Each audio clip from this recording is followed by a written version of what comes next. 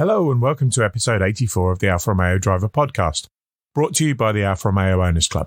I'm Guy Swarbrick, and with me today I have club member and friend of the podcast, Alan Greenhalgh, and the club's Julia Registrar, Andrew Chelly. Good afternoon, gentlemen. Hello, Guy. How are you doing? Doing great, thank you. We're here to talk about the Tribe Days 2 event, which happened a couple of weeks ago now.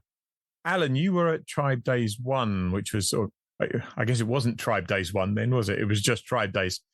So give us a little bit of context as to what these events are, how they were set up, and how they run. Yeah, so Tribe Days 1 was based in Bolocco and Monza and was held in 2022. It was just a really fabulous event. And so we weren't sure whether there was going to be another event like it and how Alfa might go about it. And I was quite surprised to receive an invite for Tribe Days 2, and I immediately started trying to figure out where it was and who was going and things like that, because I was damn sure I was signing up. Like some things that Alfa do, it was a little bit chaotic to get all signed up, and things changed a little bit, and we sent off our application and didn't hear anything for a while, and then eventually we started getting emails from Italy, and it was clear that we had secured a place. Okay. It was good to be part of it. So what's I know they were slightly different from one to the next, but what's the format? Who gets an invite? What goes on at these things? Yeah, it's not clear, and there appears to be some criteria that only becomes obvious as you start going through it. And in 2022, when we went to Bolocco and Monza, it was strongly influenced around the international clubs and the GTAM owners. And that was significant because the GTA and GTAM owners got an invite as part of the purchase of the car. And so other than your travel and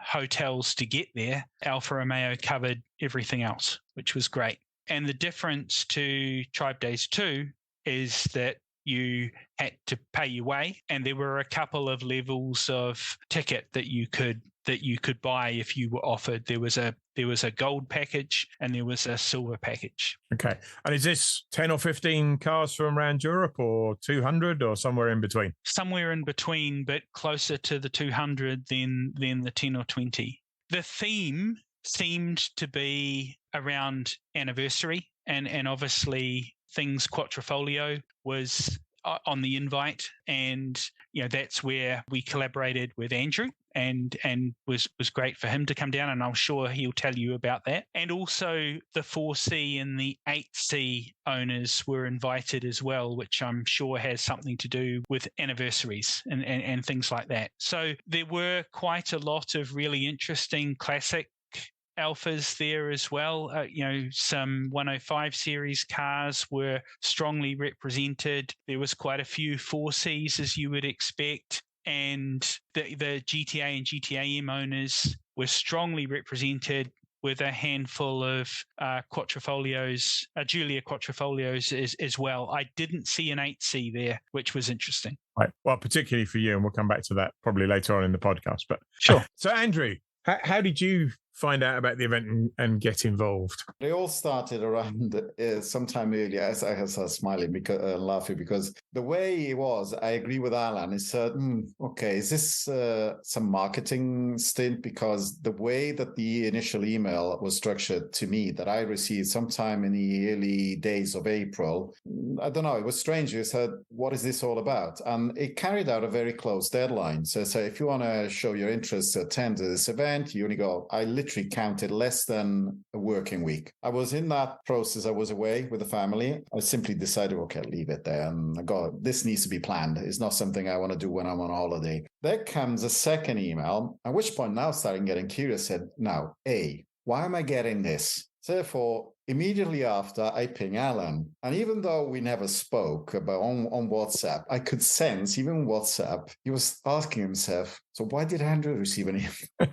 Now, that triggered a bit of fair enough, they extended the deadline to actually attend to beginning of May, at which point they said, okay, no, I'm going to give it a shot, especially because it's the centenary of Quadrifoglio. But me being me, I went above and beyond, and I started sending out emails to the actual team, the organization. And I explained the role of being, part of the Alfa Romeo Owners Club in the UK, specifically having the role of the registrar. So therefore, I have quite a few quad owners, but I started pinging a few of them without saying too much because I didn't want to sort of trigger too much. And no one had received the same email that I did. So I said, well, there's something strange here, because if the criteria is being an owner of a quad where there's a Stelvio or Giulia, these other guys should have received it. So ultimately, to fast forward this to when we actually got there, and I managed to meet quite a few guys from Alfa Romeo, and I mentioned a few names because they gave me quite some help in 2 hours of passion that developed across Saturday. I asked the guys, tell me, what was the criteria? Well, no, the criteria needs to be Giulia Quadrifoglio owner, Stelvio Quadrifoglio owner, and as Alan pointed out, an 8C or 4C. Yes, yeah, but a lot of people have not received these emails. So Alfa Romeo's point on that, then you understand, is this. When you eventually had bought the car, there must have been privacy forms where you had to give your consent. If you hadn't given the consent for receiving anything material regarding events, you would be cut off completely. Now, obviously, in the days and the times that we're living, we want to be obviously left alone. We don't want to be bombarded. And naturally, I can understand a lot of people may have said, no, I do not give the consent. Ultimately, though, there was a chance for inviting people, even if they haven't received the original email from Alfa. It's just that at that time, it got very close to the deadline. And as Alan pointed out, the top tier, you wouldn't say it was a cheap weekend, but it's also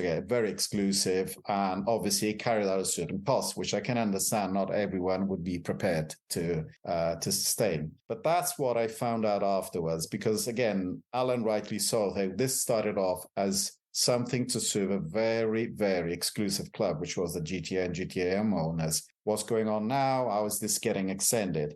I think going back to the chaotic approach by Alfa, but again, you could argue that is the Italian creativity to you, another way of seeing it. I think by issuing the initial tier, bear in mind there was only one when we subscribed, and which we were transformed into the gold status. They realized they were not getting enough traction. So then they've issued a second tier. They obviously made away with a few perks that, say, me and Alan enjoyed, hospitality and other things that obviously could allow more people to join. And I think probably that helped. Moving forward, probably it'll be interesting to see how Alfa Romeo, if they decide to carry on in the years to come with a similar event every year, whether they're going to change the format. But they started off as a very selective group of people, but now I think they want to widen up the audience. And it will be interesting to see every year what they find as a pole of attraction. Again, This year was the centenary, and for me, it was the main driver. So there's a very clear lesson here, which is if you ask Alfa Romeo not to contact you, they'll leave you alone. Yeah, definitely. No doubt. Yeah, I think the other lesson here, and I've mentioned this to various people at Alfa UK, is it would be good if they did a bit of work on their CRM, customer relationship management systems, and just made sure that people they wanted to be communicated with were getting communicated with. And I've passed that message back quite strongly. Yeah, I had a conversation with recently over something completely different around a Tonale test drive with similar communication problems. And I know you're in the IT industry, Alan, so you'll appreciate this one. But their response was, yeah, well, we're implementing a new CRM system. I won't say which one it was. Yeah, exactly. I just reminded them that I seem to have bought every car they've sent along to me. So perhaps getting a new CRM system is a priority. I hope they get it right, because I mean, they do have one. So it's about how they use it and the data they start off with and how they keep that data up to date. So we'll see. What I will say though is that once Alfa UK got in their stride, and to be fair, I think sometimes they don't get the communication from Italy that they would want. It was really good, and Alfa UK sent a representative out to make sure that we all had a good time, and that was really appreciated. Yeah, I mean, and we, I think every owner of every type of car knocks the manufacturer, but the support we've had from Alfa UK as a club over the last couple of years has been phenomenal. I think there were 3 members of the management team from Alfa UK at National Alfa Day this weekend. So there's a lot more engagement with us as a club, which I think is great. It is great. In terms of the UK representation, then, do we know roughly how many UK attendees there were? Do we know exactly how many there were? Yeah, I think there were 6, weren't there, Andrew? There was 5 GTAs or GTAMs and Andrew in the Quattrofolio. I wasn't aware of anyone else from the UK contingent about. I think we would have noticed them if there were. So funny number plates. Yeah, exactly. Or no number plates, but that's another story. So we, with Andrew's help, we got a bit of a plan together to make sure that everyone kind of coordinated on our travel plans, which sort of worked. I think shepherding Alfa Romeo owners is much like shepherding cats. We all got there in the end, and it was a lot of fun, but it wasn't quite clear who was on what train. But we all ended up in a bit of a convoy heading down to south of Paris for the first stop, and we all got there successfully, despite getting worryingly close to clouds of smoke from the riots in Paris. Yes. We saw that too. So at some point we were obviously approaching where we were going to stay the first night. I had my brother on my side. I said, well, look, we're standing in standstill traffic, but don't tell me I haven't shown you Paris. Look in the distance. And I could see the Eiffel Tower. Okay, literally you could see. But then as soon as you would move your eyesight towards the right, I said, okay, that is quite a column of black smoke coming out. And we both look at each other. I said, yeah, we nodded as if to say that's connected to what's going on. It could have just been a Tesla, to be fair. Or it could have been that Tesla, yeah, rightly so. But... Yeah. So the journey down was, I think, reasonably smooth, if not quite as coordinated as it could have been. You mentioned the magazine article earlier on. Now we've got probably about 10 or 15% of our podcast listeners are from outside the UK, so may not have read the magazine article. Little convoy. Little photo session, I think, impromptu photo session outside Calais on arrival. Well, that's my fault, yeah, because given the fact that I boarded early, 30 minutes, because I completely missed the exit to go into this lounge where we could then gather together literally at the Eurotunnel terminal at Folkestone, and that's my fault, obviously. I said, no, well, I'm heading in front, so I'm getting there early. Agree with Alan that there was another petrol station literally 5 minutes away from coming out at the other end. So we stood there, and as I sort of written on the article, I'm there having my sandwich with my brother. Weather's not particularly good, it's drizzling, but then I can see this bit of an army of young guys all with high-vis jackets. Okay, I said, well, I wonder what they're doing. But I see they're all geared up with phones and cameras, and literally they seem to be going ballistic every time there is something worthy of attention on 4 wheels coming through the courtyard. So that gave me an idea. I said, tell you what, given the fact, this lot, and this is the 5 I can't remember if it was actually 6. So you say it's 5 GTAMs then, Alan. I remember there was 6 anyway. Right, let's say there were 5. I said to one of the guys, trying to obviously make myself understood, there are 5 Alfa Romeo Giulia GTAs and GTAMs coming. Initially, it didn't process. At some point, the marvels of technology, you take your phone out, you search for an image of the car, you show it, and you just point the finger and say, there's 5 of these coming. And at that point, the penny dropped. And honestly, this guy, so apparently this is a stretch of road that ultimately is a dual carriageway that looks very much like a motorway.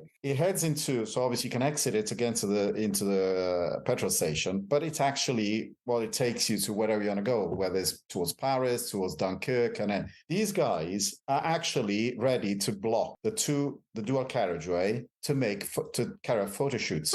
And he started to try to describe to me the way he wanted to see all the different, the formation of the GTA. So he could take a picture, said, look, this is going a bit above and beyond. I know they're going to come. You'll have plenty of choices, but ultimately we did. And when the guys came along, you could see they literally jumped on that, because the guy then said, we know how rare these are, and therefore, we take no prisoners. And that's where in the article I mentioned the fact that God knows how much material got loaded up in that half an hour into Instagram, because the guys literally we made their day, and I'm fair to Alan, and they were really, really sort of accommodated. I think Mike Hilton even allowed one of the guys to jump into the driver's seat, and he started revving the engine. I said, okay, that I'm actually quite impressed. I don't know if I would have done that on mine, but still.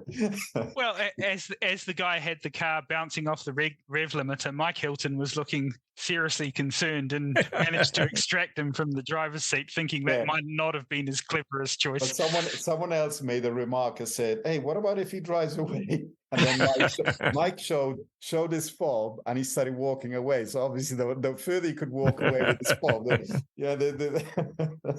well, at least it had a rev limiter. Yeah.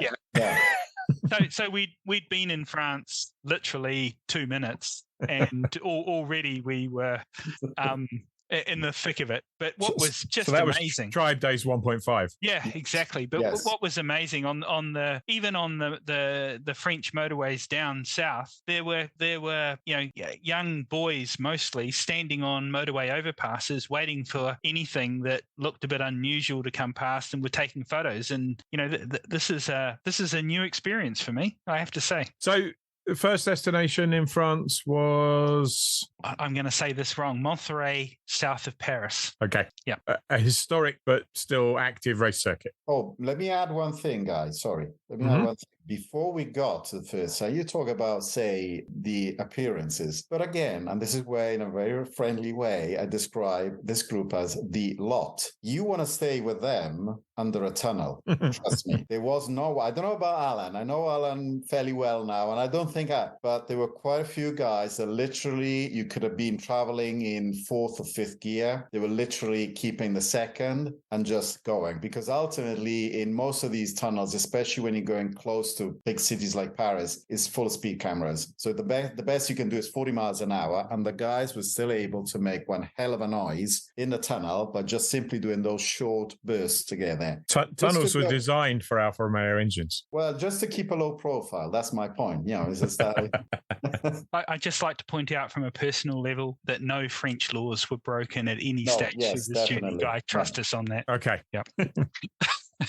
Yeah. Anyway, so we got down to the circuit, and we went. A really interesting place. So I'd never heard of it before, but it's got a really serious banking. Like, I think someone told me it's about 50 degrees at the top, and it really looks like it. And it's a huge place. It's not obvious quite how large it is, but the street circuit disappears off into the forest and returns, and it's clearly a lot of history there. Someone told me that Alfa Romeo's first race victory was there, which I'm not sure I fully understand that, but you're more of a historian than I am, Guy. But I'll Google it before the end of the podcast. It was all set out with Italian and French flags, and the Alfa Romeo team were there waiting for us for the day, and they split all of the cars into groups so that they could manage the activities for the day. And the hospitality started. I must say that like Tribe Days 1, Tribe Days 2 was fully supported by Alfa Romeo corporate. They were all there, and they really took care of us. Not just PR and hospitality people, but some engineers, I understand. Yes. So, and we quickly learned that you can't put a Quattrofolio on a 50-degree banking without its sensors going completely nuts and it triggering check engine lights. So they had one engineer with a laptop resetting cars, and they had to bring in a second one because there were so many to reset. But the quick rule they gave us was when you get up onto the banking, don't go too slow. Don't go under 100 kilometers an hour. Otherwise, the car's going to think it's rolling over and the check engine light's going to come on. But what they did at the end was they slowed the session down with a bit of a parade lap, which meant everyone dropped below 100 kilometers an hour. And it was Christmas tree dash lights is from one end of the parade to the other. And of course, the 4C owners had none of this business.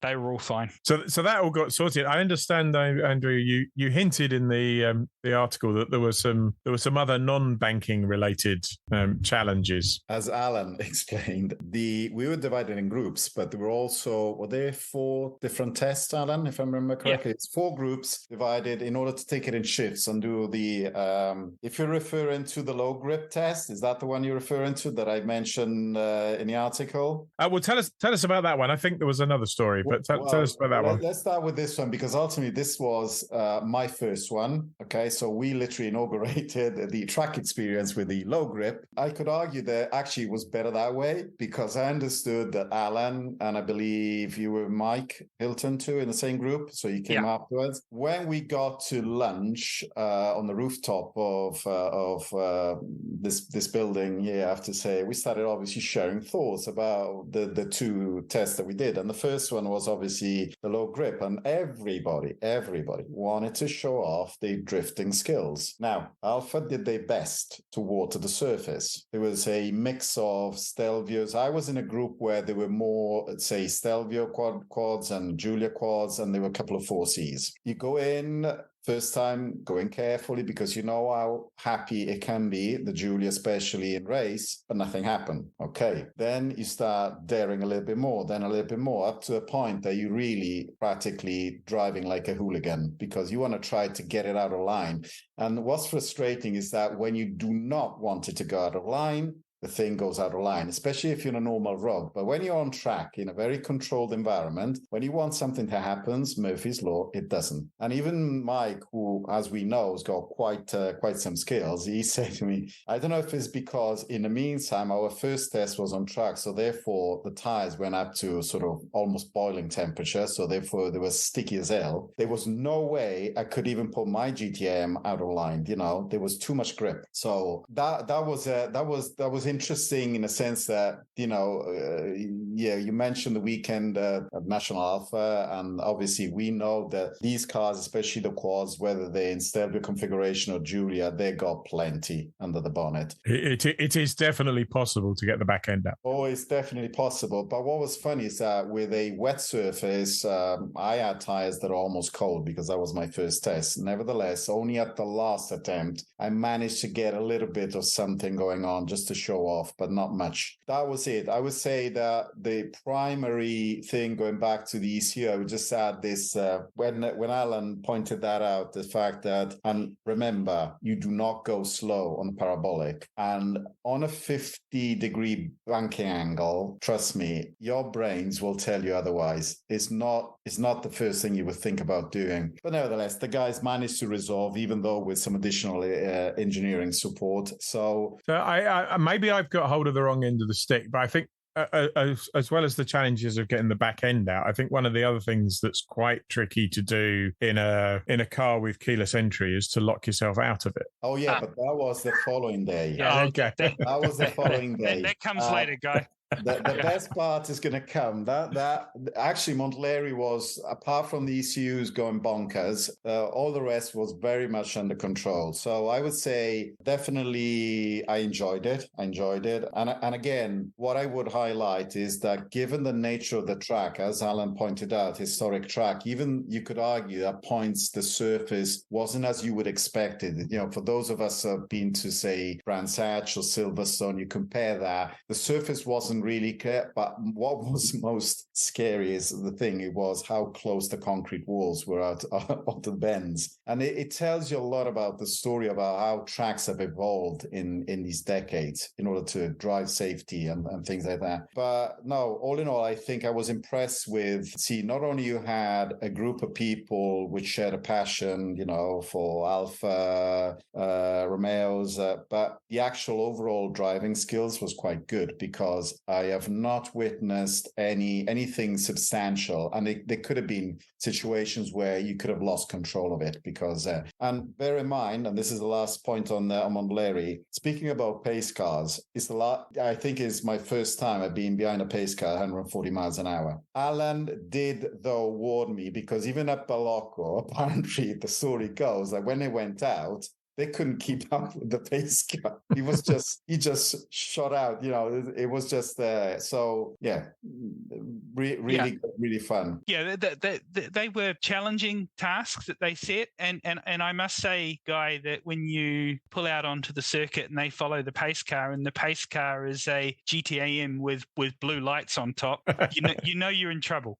And particularly when there's an Italian behind the wheel, that they were really going for it. One of the challenges with pro drivers is they often forget they are in fact aliens, and that them taking it easy and setting the pace is. So I had the pleasure of being in the track session with just Mike Hilton and myself behind the pace car. And Mike was right behind the pace car and was definitely pushing him along. And he was responding by going quicker and quicker. And I was trying to hang with Mike, and we kept catching the group in front of us. It was but the point is they put on some really good, challenging sessions, and you really felt you'd had a full day. Really, at the end of it. And talking of aliens, we should, not directly related to the conversation, but we should point out that in the meantime, Mike's had his first Alfa Romeo Championship win in the 4C. So maybe he learned a little bit from following the pace car at Montlhéry. Maybe. Okay, so full action-packed day. Did you spend the evening in Montlhéry, or did you make the transfer the same day? No, we had dinner at Le Mans waiting for us, and all we had to do was get the 120 kilometres down the road, obeying all French laws at all times, and get into the circuit, which I'm sure Andrew will describe was not easy. But we set off about mid-afternoon. Our hotel was on the northern side of Le Mans, so we made a quick stop at the hotel and got checked in. And none of us, being fashion experts, could really understand the dress code for the circuit, which was sport chic, whatever that is. To this day, I still don't know what that is. So we managed to get there, and getting into the circuit was an absolute nightmare. I think it took us about an hour and a half to navigate the last 5 miles into the circuit, but eventually we arrived and managed, and Alpha were absolutely fantastic. They were waiting for us and got us straight into the hospitality suite, and we just caught the end of Jean-Philippe's welcome to the group, and we had a really good first evening with the Alfa Romeo management team, which was just amazing. So the traffic, Andrew, was a challenge. Well, I think that was a taster of what we were going to experience the following day. Again, rightly or wrongly, you tend to make comparisons about big events here in the UK. And the first one comes to mind, which I must admit, I've never dared, and I don't know if I got the courage to even dare to attend a Formula One weekend at Silverstone, because people that went there said it's just crazy. So with that in mind, I thought, okay, well, Le Mans, yeah, but the people, and going back to Alan, you could see the build-up of the excitement. And I think there was also an element of this year, let's not forget, it wasn't just the centenary for the Quadrifoglio. It was also the centenary of both the Le Mans and the Le Mans Classic. Yeah. So I think that probably was quite a pull of attraction for quite a lot of people that just obviously wanted to say, hey, I was there. We went through this little town, Alan. I don't know if you did the same route on the first evening when I got there massively late. And Andrew, I was in the back seat of your car. Oh, yeah, of course. That's right. No, I'll tell you why. Because the following day, take that as a probably then. The following day, I completely forgot about that, because the following day, Alan probably thought, "Tell you what, I'm going to do my own thing," because literally it took us. It wasn't your fault, Andrew, But Guy, what Andrew's talking about is we had to make our way through the village of Arnage, which those that have been to Le Mans before know can be completely crazy. So the bars literally hang out onto the streets, and everyone is excited to see every car that's going past, and is trying to encourage them to make as much noise as possible. The message here is, if you're a resident of Arnage, move out when it's Le Mans weekend, because it was absolute chaos. But we managed to get down there, and Alpha had sorted out parking for the group, which was just really close to the hospitality suite. That was the point where everyone gathered each day before heading into the circuit, and it was just so good to have parking literally right in the paddock. And picking up on what Andrew said about comparing it to something like the British Grand Prix, I'd not been to Le Mans before, but when you look at a map, it becomes obvious that the circuit is about 3 times as long as the Silverstone GP circuit, and there are people camping and staying and watching all the way around. So it literally is a city over the weekend, and it feels like it. There's everything going on there. With the added complication, of course, that if it, the analogy with Silverstone would be that the A43, isn't it, would be the main straight at Silverstone on Grand Prix weekend. Yes. Because they're public roads. Yeah, exactly. And of course, they're closed exactly when 250,000 people want to get in there. So once we had figured out where the car park was and could navigate the signage and the maps that Alpha had given us as part of the attendees pack, it was stress-free to know that we could get in there and stuff. And it wasn't too far back to the hotel where we were all staying as well. So it was pretty good. I would add the parking. That for me was a first, because again, if you even go to Silverstone now, we were more recently at Brands Hatch. Okay, you got a car display, but it doesn't really happen that often that you actually allow within the premises. And that's where I have to say, that's where they say, okay, now I can sense that sort of exclusive kind of character of this event, because obviously, going back to Alan's point, this is where you could argue the treatment by Alfa Romeo was top notch. Again, the only thing is I remember from that evening is that when we got finally to the hospitality where the first person that greeted me was actually Jean-Philippe Imparato, because probably he was thinking, who are these people getting after I've done my presentation or my introduction? Who are these people? So no, but really, really, really nice guy, really, really friendly, and and from there, I thought, okay, this is special. Andrew, I can outdo you, because one day, I think the second day, I pulled into the car park in my GTAM, which has quite a memorable number plate on it. And Jean-Philippe was out supervising the car parking and just greeting people. And he spotted the number plate on my car and was delighted to see it, and asked if he could have a look at my car, which delighted me no end. And I have a great photo of him and I standing next to my car, which I will cherish for some time. We're currently negotiating as to whether that's going to be the label for the podcast. But Alan's quite modest, so that might take some more persuasion. So yeah, and again, for those of you who are outside the UK and not regular readers of the magazine, Alan's GTAM is one of the more subtle ones. In red with an Italian tricolor down the center of it, and that registration number is, and I'll get this right, I hope it's actually ARE5E, but at any distance, even close up, looks like it says Aracy. So that's what caught Jean-Philippe's attention. Yeah, it did. Except my father-in-law thinks it says ass, and he's not the first, but no. But there you go. It's always good to be noticed, I guess. Anyway, so the point here, Guy, is that the Alpha management team did a really fantastic job of making us feel special.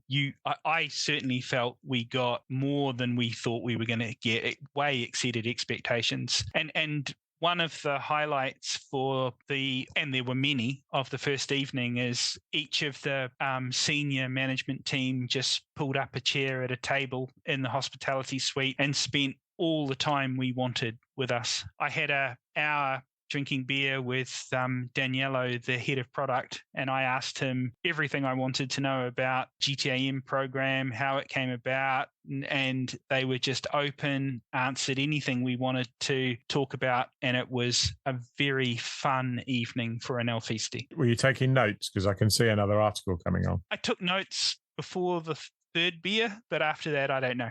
Yeah, no, it was great, and it looked like they were enjoying themselves as well, which was so. Was this the night before the Classic Le Mans race started? Yeah, one night kind of merges into another, but yeah. So obviously, Le Mans Classic runs 24 hours a day. The start of the racing is at 4 p.m. on the Saturday. And they do all kinds of activities, practice runs, qualifying, all kinds of stuff. And the hospitality suite was the main center of where everyone was, but there was also a box in the grandstand, and you could move between the two and get a similar amount of hospitality. Obviously, the box in the grandstand was a little bit smaller. But the highlight for me on the early morning was we got asked if we wanted to do a hot lap in the press cars, and with a professional Alfa Romeo driver,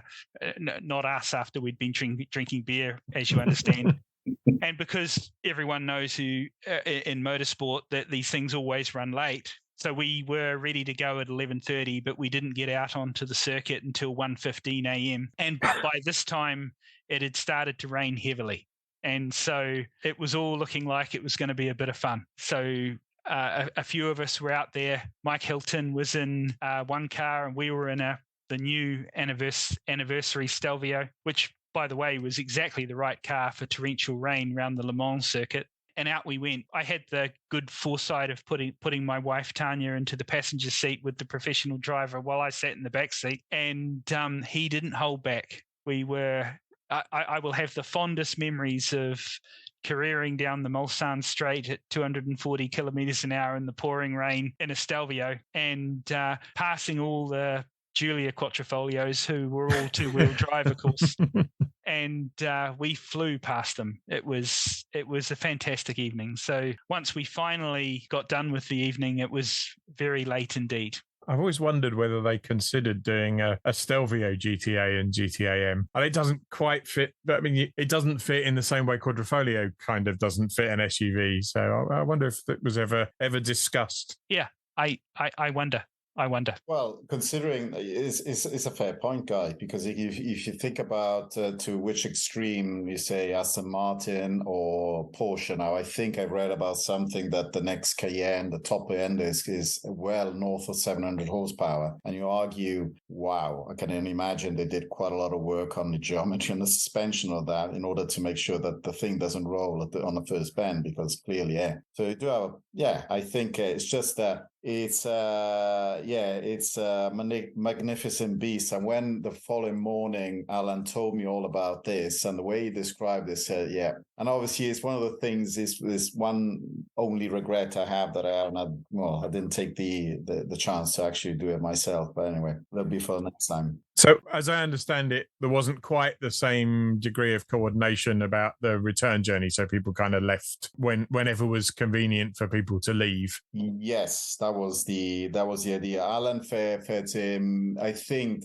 one thing I have to shout out to Alan, and not just because he's on this podcast, is the fact how good he was in helping with the planning. And he was also very wise to say, Andrew, bear in mind, this is going to be physical, because you tend to end your day pretty late and you wake up at the crack of dawn. So there's not really that much rest. At the same time, if you think about a track session, for those who are listening, who knows what a track day is physical, especially for you that you're not a racing driver, you don't actually do workouts actually to prepare physically for that. Is quite intense, let alone, all your senses and emotions are off the charts, and that obviously is a bit of a drain. So Alan, I think rightly so, decided to take it easy. I had some commitments work-wise, so I told Alan when it was Sunday morning, I would start making my way back. And I did cross one of the GTA guys, Damon, but then he steered towards Eurotunnel. And me, since I didn't have that much of a good experience with the first leg on the train, I decided to go on the ferry this time.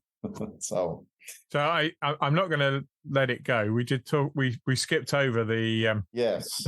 The technicality. Okay, so I would not say that was the pinnacle of Saturday, because Saturday actually it was a full day. They treat us to a paddock tour, which that themselves gave me I don't know about you, Alan. To me, it was never ending. This paddock area of Le Mans is never ending. It's the places you could see cars parked ready to go on track, because again, the format of the 24-hour classic is slightly different. It's not just one big race that lasts for 24 hours in a go. They're actually different categories, typically competing 1 hour each. but it's this because there's this sequence of different races, you end up with a 24-hour event. So obviously you got many different cars getting prepared at different times to go in at different in different slots, and that was quite something. Despite we had some wet weather in the morning, and then in the afternoon, going back to Alan's when he made that remark, the actual racing events to start at 4 o'clock. That's where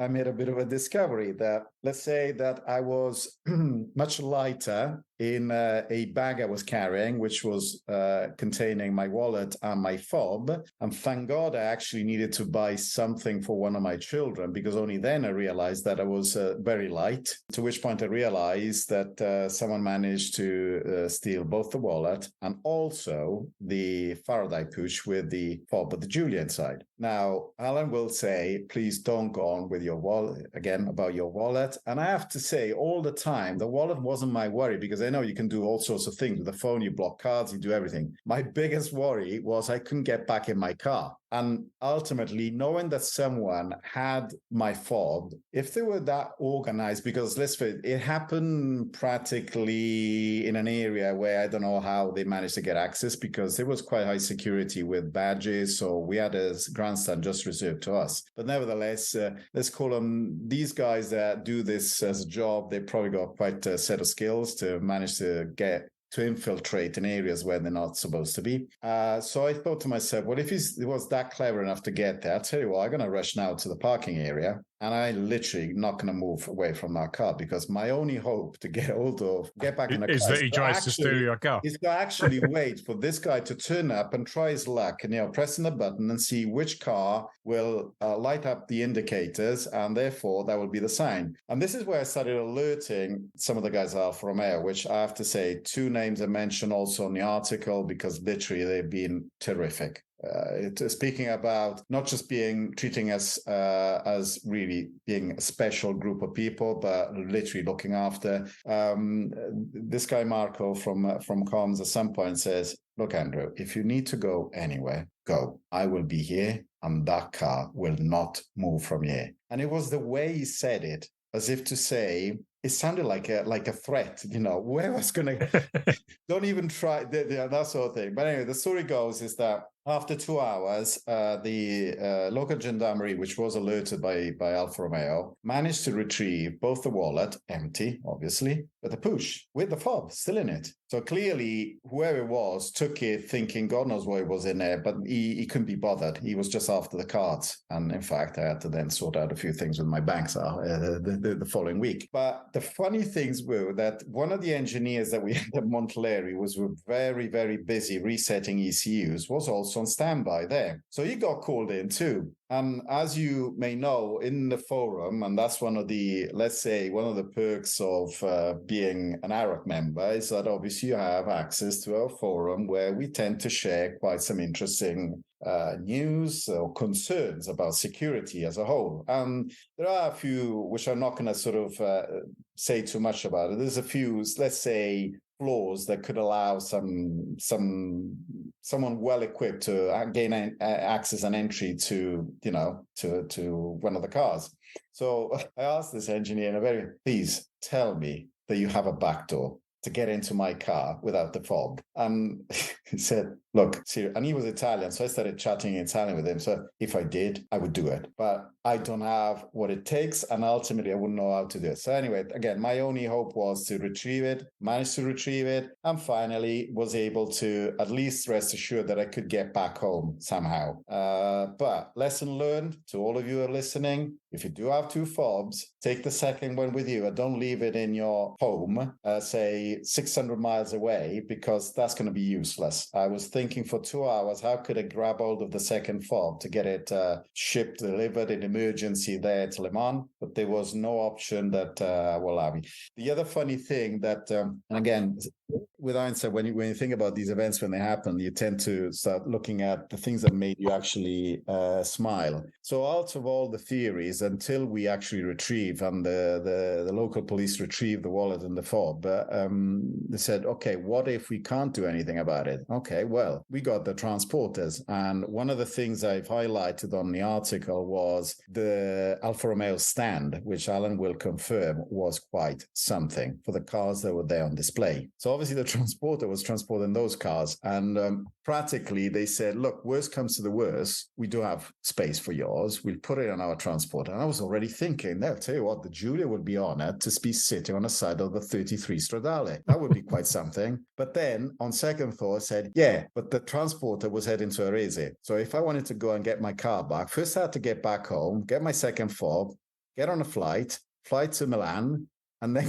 visit the museum. I mean, it's not all bad, is it? It wasn't.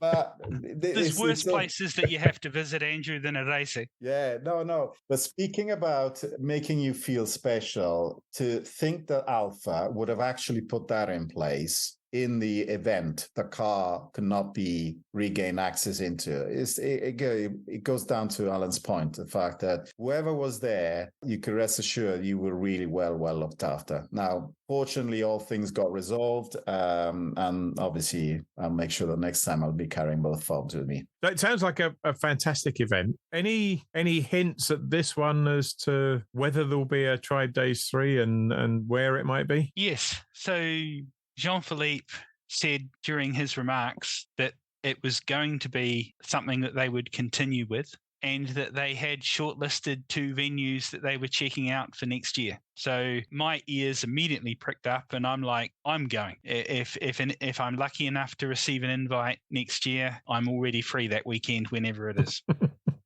Well, and assuming that 939 Spyders and Tonales are not the featured vehicle, if anybody's got a spare seat, I'd love to hitch a ride. Well, here's the thing with GTAMs. They've only got 2 seats. But but yeah, I'm sure, Guy, you can get out there. But the rumor is that it's either Nürburgring or Mugello. And personally, I would love for it to be Mugello, and I have made the point, but it's not clear. Can you imagine flooring a Giulia quad or GTAM on the straight of Mugello? Yeah, fantastic. There definitely need to be some guidelines on the braking points on the first bend. Definitely. Yeah.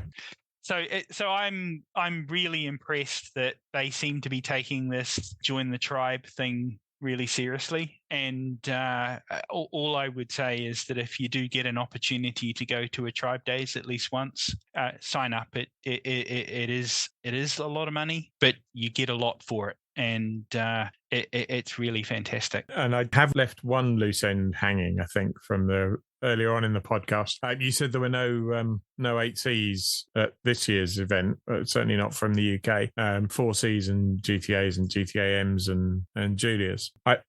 Sounds like you're in a position, in fact, I know, because I've seen it, you're in a position to fix that for them next year. Yes, we are lucky to have welcomed a really lovely white 8C Spider to our garage to be a garage mate with the GTAM, and I'm absolutely delighted about it. And we were very pleased to bring it to National Alpha Day a couple of days ago. Brilliant. I think a big thank you has to go to Alfa Romeo, Jean-Philippe's management team, and Alfa UK for getting us there. We felt really well supported, and it was a privilege to be there. Definitely, no doubt about that. Thank you very much, gentlemen. Thank you. Thanks for having us. Well, that's it for this bumper episode. We'll be back in 4 weeks' time, but between then and now, we'll have had Southern Alpha Day at Chatham Dockyard, which was in full swing as this episode went live, Northern Alpha Day at Lotherton Hall near Leeds on the 10th of September, Southwest Alpha Day at Haynes Museum on the 16th, and the Castle Combe Classic on the 23rd, as well as the penultimate round of the Alfa Romeo Championship at Donington on the 23rd and 24th. And the episode will go live one weekend before the Midlands Italian Car Day, MITCAR, at Burley House on the 8th of October. So there's still loads more opportunities to polish those Alphas and meet up with other club members all over the UK. Episode 85 will be available to download from 1:30 p.m. on Sunday the 1st of October from iTunes, YouTube, Podbean, Podcast Addict, Google Podcasts, and everywhere else good podcasts are found. Don't forget to leave us a review and subscribe so you never miss an episode. But until then, stay safe.